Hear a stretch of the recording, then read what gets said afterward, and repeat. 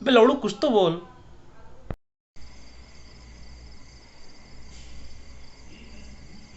सुबह से mister beep बना हुआ है, साला कुछ बोल ही नहीं रहा। क्या सोच रहा है लौड़ू? नई गर्लफ्रेंड के बारे में?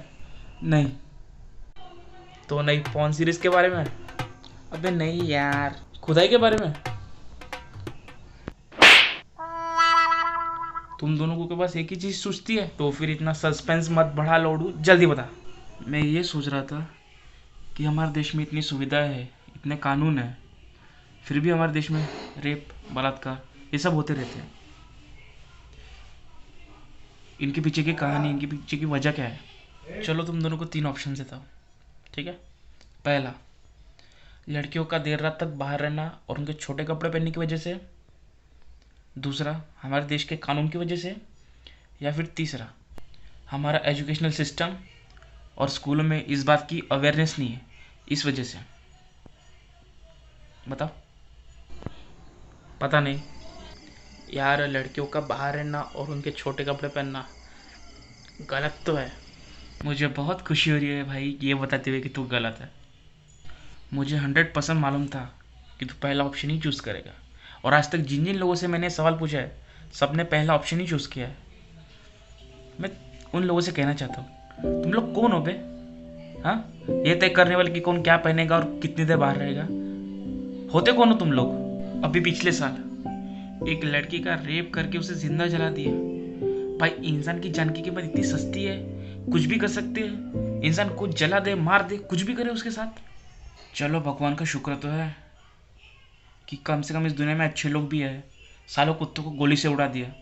लेकिन ऐसी कितनी ही घटनाएं घट रही है अभी भी हमारे देश में, और इन घटनाओं को कैसे कम किया जाए, कैसे ख़त्म किया जाए, इस बारे में कभी सरकार ध्यान नहीं देती है। और तुम दोनों को तो पता ही है कि पहले की सरकार कैसी होती थी। एक ठीक तो अब आना शुरू हुई है। सही कहा तूने यार, पर अब हमें क्या करना चाहिए ये तो मुझसे पूछ रहा है। चल मैं तो 12वीं पास हूँ, लेकिन तू तो ग्रेजुएट है। इस मामले में मुझसे ज़्यादा समझ तो तेरे को होनी चाहिए। चल छोड़, तेरा भी कोई कसूर नहीं है। फिर भी अगर तू कानून में होता तो तू इनको क्या सज़ा दिलाता? देखो, तीन ऐसी सज़ाएं हैं जो मुझे लगता है इन कुत्तों को ज़रूर मिलनी चाहिए।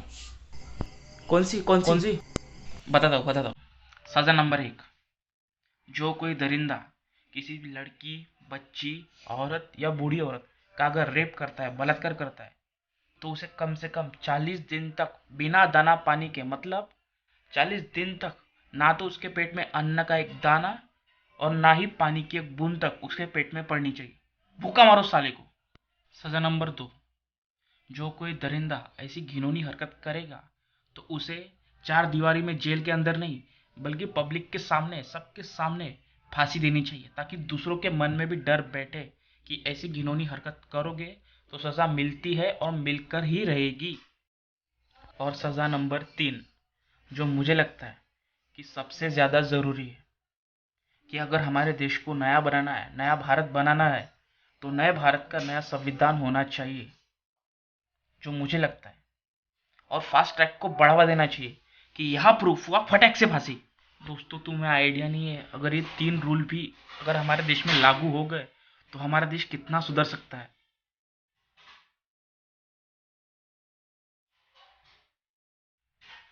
सोचने वाली बात है।